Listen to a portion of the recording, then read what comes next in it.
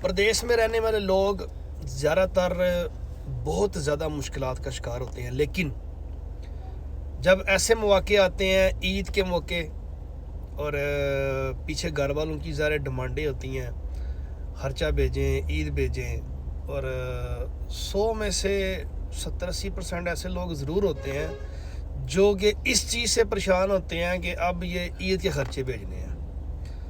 تو ہمارے ایک اتنے لمبے چوڑے جاننے والے نہیں ہیں، لیکن کچھ حد تک جاننے والے ہیں، انہوں نے آج ٹک ٹاک پہ ایک ویڈیو اپلوڈ کی ہوئی ہے، میری نظروں کے سامنے سے گزری ہے، میں نے سیو بھی کی ہے کہ جب پیسوں کی ضرورت ہوتی ہے تو ہم حاجی صاحب بن جاتے ہیں، حاجی صاحب عید آ گئی ہے، حاجی صاحب قربانی کرنی ہے، حاجی صاحب خرچہ ٹورو۔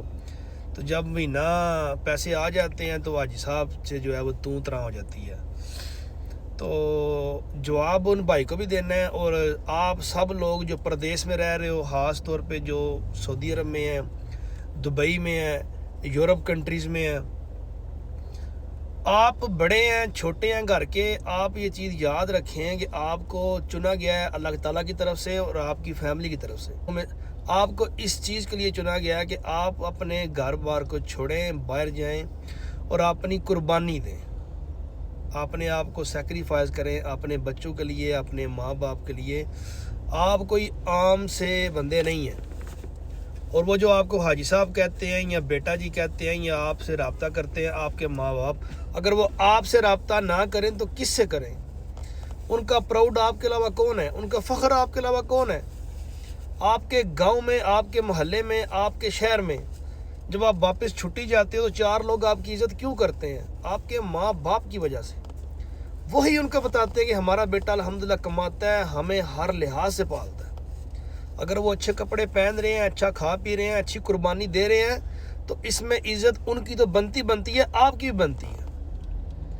تو ان چیزوں کو ذہن سے نکال دیں۔ یہ بہت زیادہ بندے ہیں قربانی کے نزدیک جا کے جو ہے ان کی ٹک ٹاک پہ یہ ٹرینڈ بن جاتا ہے، جی قربانی آ گئی ہے، عید آ گئی ہے، نسی حاجی صاحب ہو گئے ہیں۔ بھائی آپ حاجی صاحب ہیں یا نہیں ہیں، یہ بات آپ نے یاد رکھنی ہے۔ اگر آپ چنے گئے ہو تو آپ یہ ایک قسم کے آپ جہاد پر ہو۔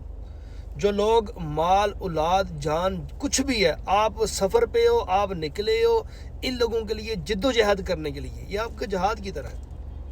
آپ مشکلیں برداشت کر رہے ہو، دن رات محنت کر رہے ہو، تو دن رات محنت اب آپ اپنے لیے تو نہیں کر رہے، ان لوگوں کے لیے کر رہے ہو نا۔ تو اگر وہ آپ سے خرچہ مانگتے ہیں تو یہ آپ کے لیے خوشی کا باعث ہے۔ آپ کو خوش ہونا چاہیے کہ آپ ان لوگوں میں سے ہیں جن کی وجہ سے کچھ لوگ جی رہے ہیں، اچھی زندگی گزار رہے ہیں۔